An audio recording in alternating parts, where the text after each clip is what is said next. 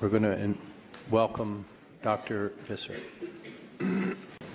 Thank you very much for having me here today. I have flown in from New Zealand specifically to come to talk to you. I have not been paid to be here. I've come voluntarily because I am so concerned about this situation. I've been very interested in hearing some of the comments that have been presented here. I believe that as a scientist, it's important that we separate the business rhetoric from the facts, and that's what I'd like to do today. I do have some slides, please. What is your last name? I'm sorry. Visser, V-I-S-S-E-R. Thank you, sir. Great. Okay, so I thought I would just give you a little bit of a brief introduction to myself, because coming from New Zealand, you may not know who I am. I've been studying orca since 1992 in the wild, from the polar waters of Antarctica to the tropical waters of Papua New Guinea, but also in New Zealand. I've been involved in 8 different rescues of orca in the wild that have all been returned to the wild, and I've published 20 peer-reviewed papers that specifically deal with orca. But I have also visited orca in 11 different facilities that are held captive. That includes the 3 SeaWorld facilities, and just yesterday I was in the San Diego facility, where interestingly I was actually told I had to leave. Now obviously SeaWorld is concerned about me being here because I'm speaking as a scientist, and they're concerned about what I've observed at their facilities. So I'll leave it at that, but just so that you know, I was told to leave. Now I have also got experience working briefly with Keiko, who the industry will tell you was a non-success. You would probably know him as Free Willy. It was a success. Now we also work quite extensively with my project with orca in the wild, and that's what I'd like to do today, is speak to you about the comparisons between orca in captivity and in the wild, to put that into perspective for you. From research, we know that orca travel, on average, 138 miles a day. Now that's not just a one-day event. This is 2 different studies that have shown these animals are doing this over extended periods. Sometimes for 44 days, the average distance has been 138 miles. So I wanted to put that into perspective for you. If we take a circle around SeaWorld's proposed new tanks, and we do 122 kilometres or 222 kilometres or 138 miles, that takes us well south of the border. If we do just 2 days travel, that takes us up well north of here. That's 2 days. This new tank does not meet even these basic requirements. No tank ever will. No facility of any sort ever will. It's a true fact. It's a scientifically proven thing. Okay, now there are definitely some populations of orca who don't travel those big distances. We know this, but it's their choice.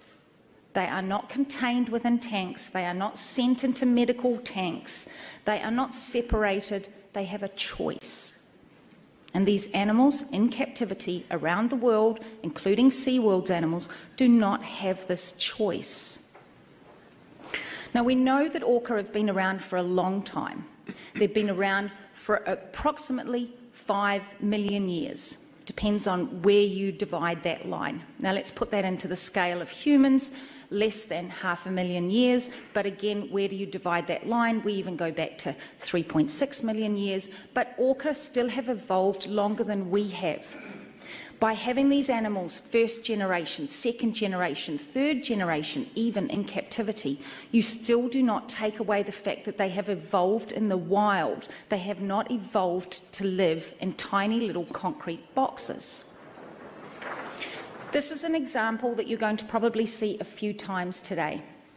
Up in the very top, inside the circle, is a little blue box. That little blue box represents one of the tanks at SeaWorld, albeit one at Orlando, not at San Diego, but the concept still applies. The new proposed tank will be approximately the depth of the circle around this box. The yellow line represents an average dive for a single dive of a wild orca. A single dive. They can do anything up to 500 of these in a day in the wild.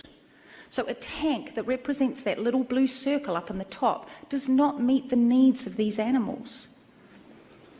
To put it again into perspective for you and something that you can relate to, I did not know the dimensions of the Statue of Liberty. I apologise, I had to look them up. But when I saw them, I was horrified. 4 times the size of the Statue of Liberty for a regular dive for an orca. So let's put that again into perspective of what you would see at this new proposed tank. The new proposed tank would be approximately, at its maximum, 50 to 55 feet deep. Okay? Now the tablet that your wonderful Statue of Liberty holds is 23 feet long. So 2 times the length of the tablet, not 4 times the length of the statue. That's what they're proposing. This is just a bigger box. You will hear SeaWorld say many things about what they do. Some of them are actually pretty good, but some of them are atrocious. Making these animals do tricks is not what they should be doing. They will tell you that coming out and seeing these sort of behaviours, this is normal behaviour. It's not normal behaviour. This is a trick, okay? They liken it to the situation that you see with orca in Argentina. This is a research project that I'm involved in. The orca there come up onto the beach, but they do it for survival. They do it to hunt their food. This is not a trick. This is a risk for the animals at times, but this is very real. And SeaWorld tries to tell you coming out onto a slide is normal behaviour. It's not. There are fewer than 20 orca in the world who have specialised in this particular behaviour. Now, you've also heard about the teeth. This is a photograph that I took of an orca in SeaWorld. These teeth are broken off, not because of food handling, as you were just told by the esteemed vet. I am not criticising his qualifications. I'm criticising the concept of what he's trying to portray to you.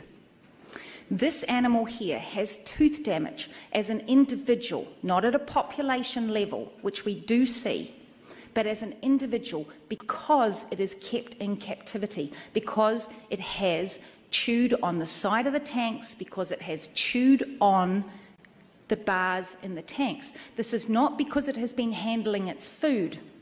Food handling happens because in the wild they have to capture their food. In SeaWorld it's shoved down their throat in handfuls. The animals do not handle their food. In the wild, orca are known to hunt sharks. I know this. I'm one of the scientists who has published about it. SeaWorld will tell you that orca in the wild get tooth damage because of handling sharks. And yes, it's believed that some of them do, but it's not been proven. In New Zealand, these orca, which I see on a regular basis, also specialise in hunting for rays. When they handle the rays and the sharks, this is when we would expect to see teeth damage, if it is as proposed by SeaWorld in their fairy tale concept. But here we have a photograph of an orca handling a ray. This orca, I know, also hunts sharks. You can see very clearly there that its teeth are in pristine, perfect condition. I know of not a single orca in the whole New Zealand population that has a cracked or broken tooth. We recently had some orca turn up in New Zealand that all died. They stranded and died. It was a very tragic event.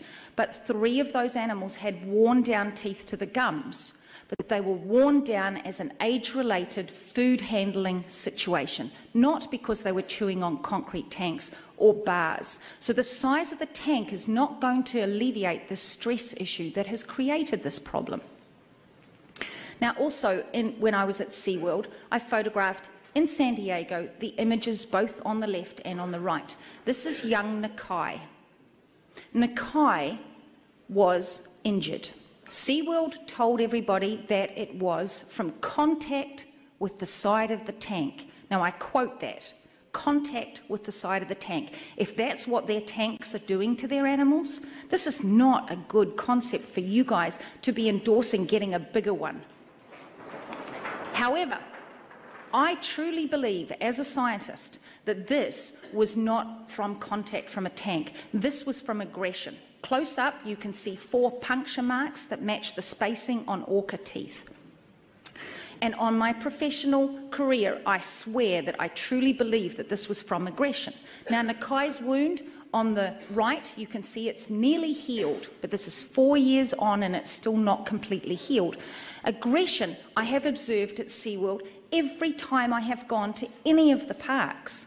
This is the same orca, Nakai, hammering into the side of the young calf so hard his rostrum is buried into the side of that calf. I was absolutely horrified and disgusted, not only by what I saw, but by the staff members standing there laughing and telling the public that this was play. In the wild, you never see this. This is what you see. 2 weeks ago, I spent 22 hours with a mother grieving over her dead calf. She carried that calf lovingly for 3 days. That is what happens in the wild. You get true family bonds, not construed by humans. You get families who care for each other. You do not get aggression where young males are nailing young calves against the side of tanks. It just doesn't happen.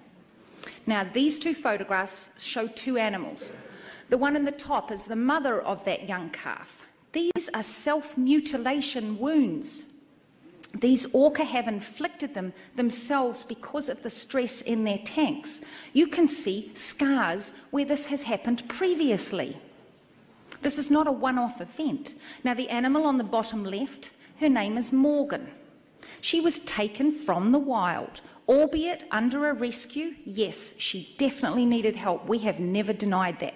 The problem is that SeaWorld now owns her, and SeaWorld holds her in an overseas facility, and SeaWorld's pledge conveniently excludes her.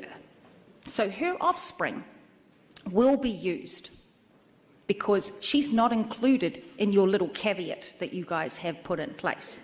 Let's not even go down the whole thing of the dorsal fins, but suffice it to say that in the wild, less than 1% of adult males have a dorsal fin that is collapsed.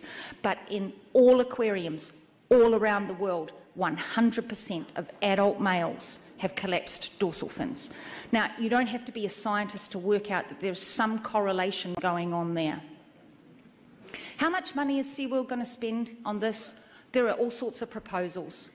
But you've also been asked and told to look at the options of sea pens. I know that's not in your mandate, I know that's not in your jurisdiction, but I beg you as individuals to consider it from the bottom of your heart as something that can be recommended to SeaWorld to look at.